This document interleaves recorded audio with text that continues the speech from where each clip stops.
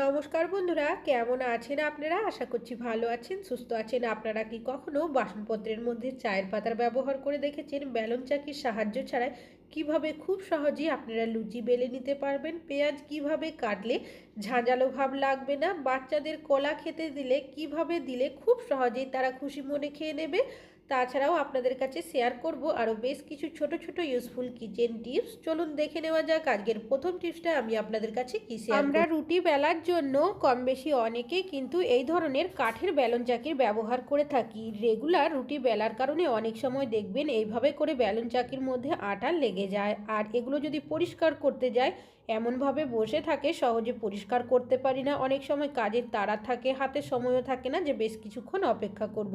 সেক্ষেত্রে একটা tips follow করতে পারেন, কেন কি এইভাবে যদি রেখে দেওয়া হয় বেলন চাকি নানা জীবাণু ব্যাকটেরিয়াও বাসা বাঁধে।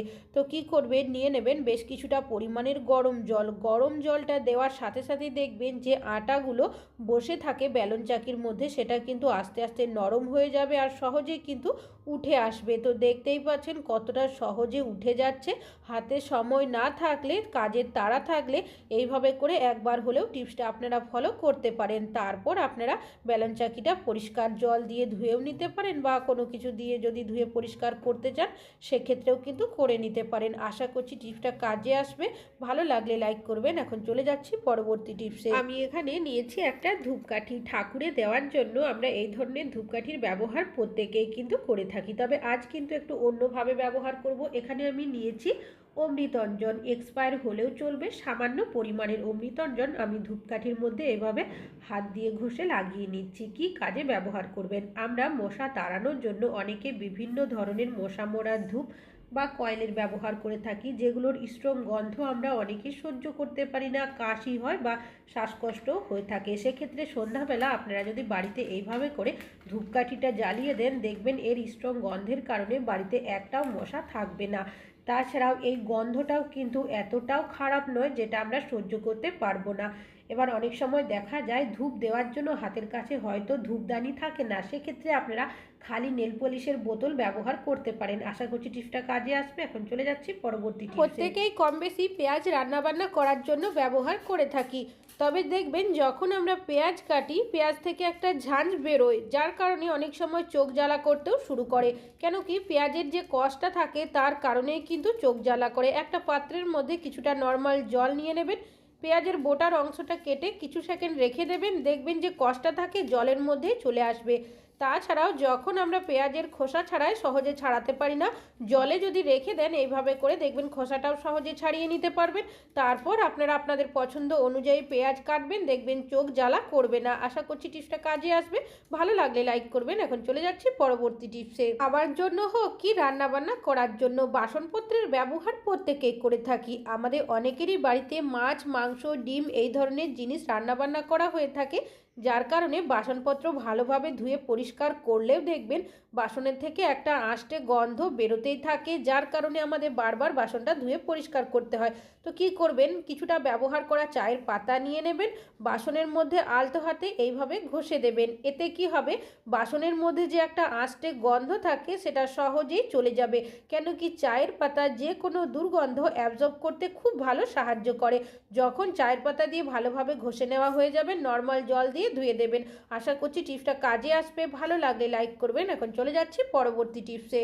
আমি এখানে নিয়েছি কলা। কলা আমরা কম বেশি অনেকেরই বাড়িতে নিয়ে আসি। আমাদের বাড়িতে ছোট বাচ্চারা থাকলে তাদের আমরা খাইয়ে থাকি, তবে এমন অনেক বাচ্চা রয়েছে যারা দেখবেন কলা কিন্তু একদমই খেতে চায় না। সেক্ষেত্রে একটা টিপস আপনারা ফলো করতে পারেন।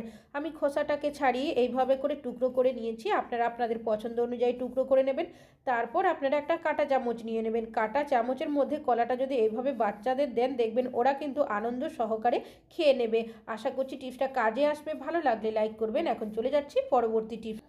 আমি এখানে নিয়েছি একটা পাত্র, নিয়ে নিয়েছি বেশ কিছুটা পরিমাণের নর্মাল জল, দিয়ে দিলাম সামান্য পরিমাণের লবণ, আর আমি দিয়ে দিচ্ছি আমার পরিমাণ মতো উজালা। আপনারা চাইলে এখানে ব্লুরও ব্যবহার করতে পারেন। এবার খুব ভালো করে দুটো উপকরণকে মিশিয়ে নেব।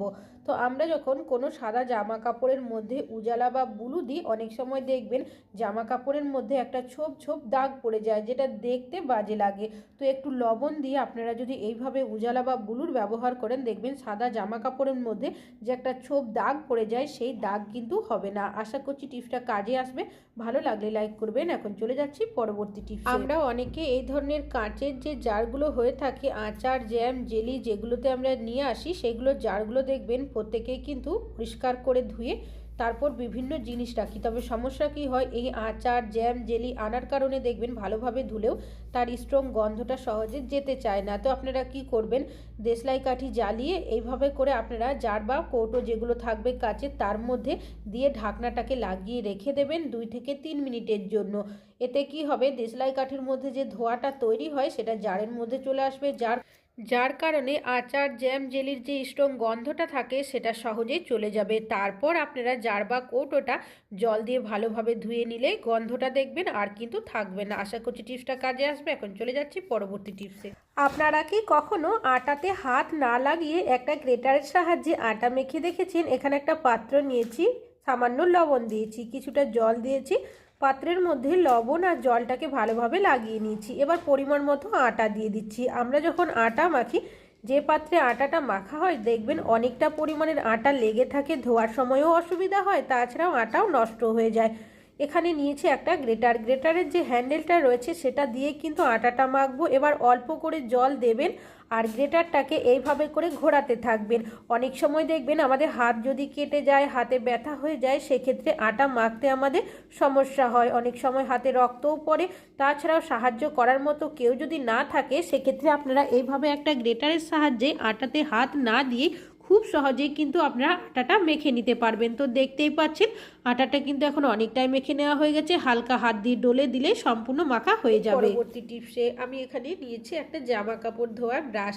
এই ব্রাশগুলো আমরা প্রত্যেকেই জামা কাপড় ধোয়ার জন্য ব্যবহার করে থাকি। তবে এমন বেশ কিছু জামা কাপড় থাকে যেগুলোতে দেখবেন এই ধরনের ভারী জরির কাজ বা চুমকির কাজ, অনেক সময় কোথাও যদি আমরা অনুষ্ঠান বাড়িতে বা বিয়ে বাড়িতে বা পুজোতে পড়ে যাই, কোনোভাবে যদি খাবারের দাগ লেগে যায় অল্প, সেক্ষেত্রে আমরা দেখবেন বাড়িতেই সেটাকে ধুয়ে পরিষ্কার করার চেষ্টা করি। এইভাবে যদি ব্রাশ দিয়ে পরিষ্কার করতে যাই, সেক্ষেত্রে যে জরি বা যে চুমকির কাজগুলো থাকে সেগুলো দেখবেন নষ্ট হয়ে যায়, কেন কি ব্রাশের সামনের অংশটা অনেকটাই ধারালো হয়ে থাকে।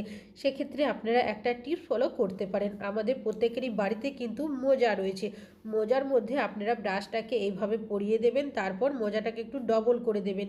এরপর যদি আপনারা এই ধরনের জামা কাপড় ধোন আর এই ব্রাশের ব্যবহার করেন, সেক্ষেত্রে কি হবে, মোজাটা দেওয়ার কারণে দেখবেন ব্রাশের যে ধারালো ভাবটা থাকে ডাইরেক্ট কিন্তু জামা কাপড়ের মধ্যে লাগবে না, যার কারণে কি হবে, আমাদের যে জরি বা চুমকির কাজ করা থাকে জামা কাপড়ের মধ্যে সেটা কিন্তু সহজে উঠবে না।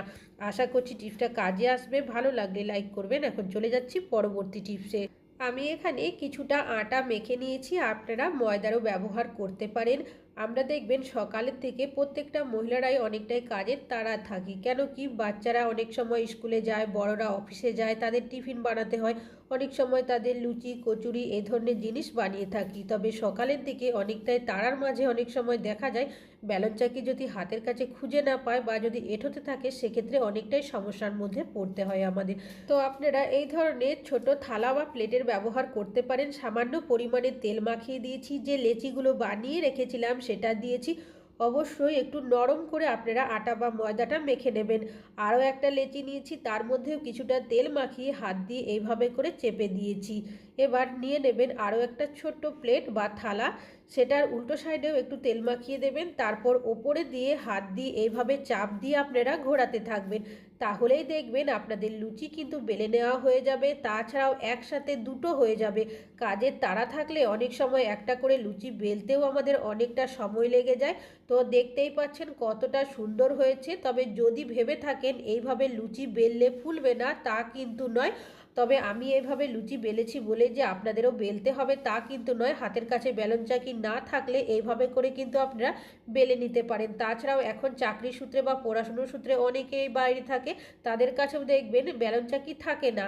তো দেখতেই পাচ্ছেন আমি কিন্তু লুচিগুলো বেলার পর কড়াইয়ের মধ্যে ছেঁকেও আপনাদের দেখাচ্ছি। তো দেখতেই পাচ্ছেন কতটা সুন্দর ফুলে উঠেছে। আশা করছি আপনাদের লুচি করার টিপসটা কাজে আসবে। ভালো লাগলে লাইক করবেন। আজকে এখানেই শেষ করছি।